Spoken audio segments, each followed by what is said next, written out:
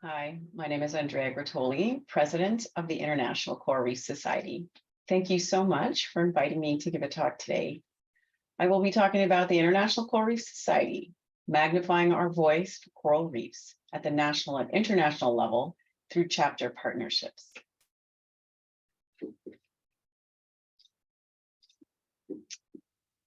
The mission of the ICRS is to promote the acquisition and dissemination of scientific knowledge to secure coral reefs for future generations.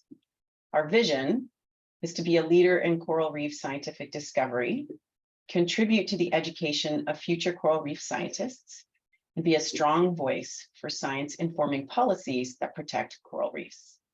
When I became president in 2019, we developed a plan of action and have since been putting our vision into action. This plan of action had 5 elements. The first, to proactively promote science-based decision-making and coral reef protection. We were successful in implementing this with the development and publication of the Coral Reef Crisis, a Decadal Grand Challenge, which was lead authored by Nancy Knowlton. This paper was presented, or was launched rather, at the 14th ICRS virtual, and then was the foundation for the Science to Policy Dialogue at the 15th International Coral Reef Symposium this past summer.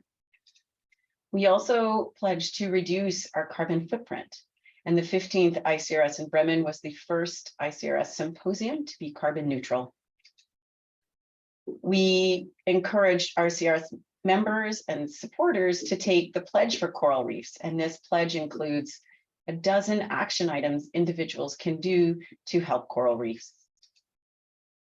We've also developed a science communication fellowship. We are in the 3rd year of this fellowship as a goal of developing better communicators for translating science into action. And finally, formalize partnerships with other science-based coral reef societies and organizations to coordinate action and amplify our collective voice. And I'll spend a little more time on this now. So the ICRS has 5 chapters.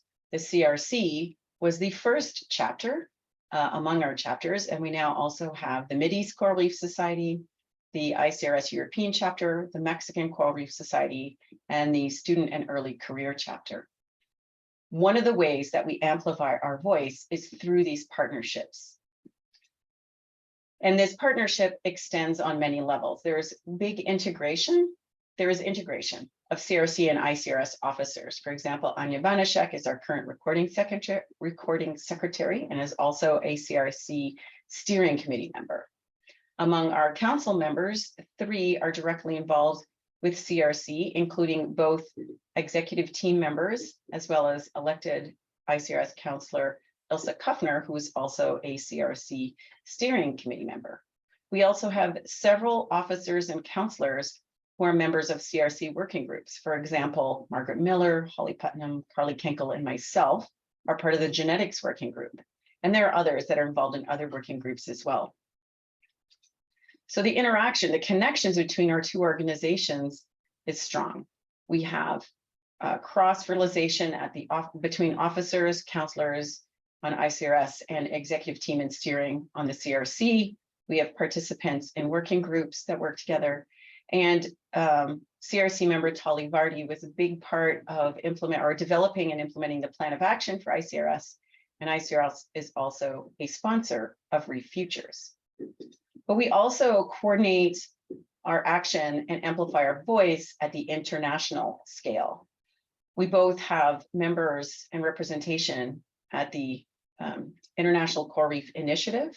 There are 3 ad hoc committees there: the CBD Post-2020 Coral Reef Target, the Reef Restoration Ad Hoc Committee, and the Resilience-Based Management Committee that have representatives, ICRS representatives, but also some CRC members there as well.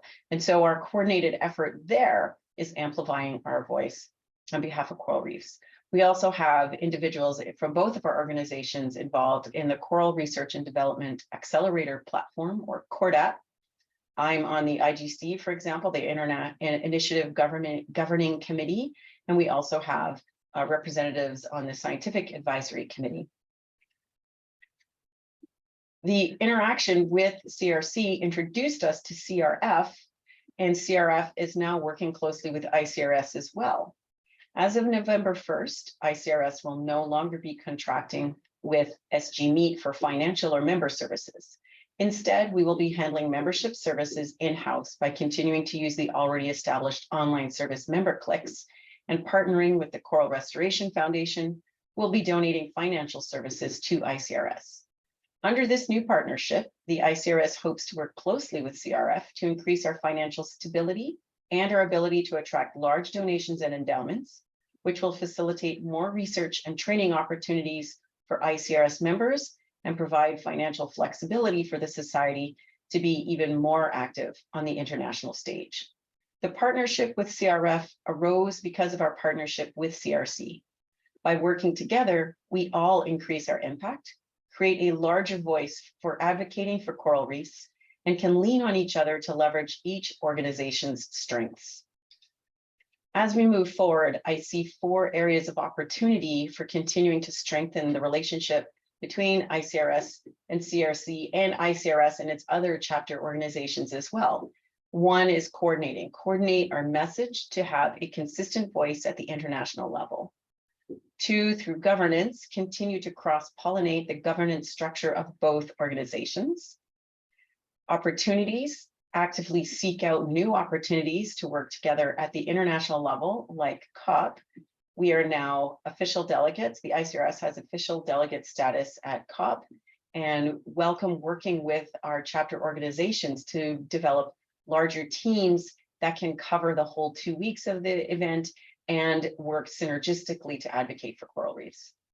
And open dialogue. Maintain open dialogue between our organizations and all ICRS chapters to amplify our message about the coral reef crisis, disseminate evidence-based solutions, and coordinate actions at the international level. Thank you.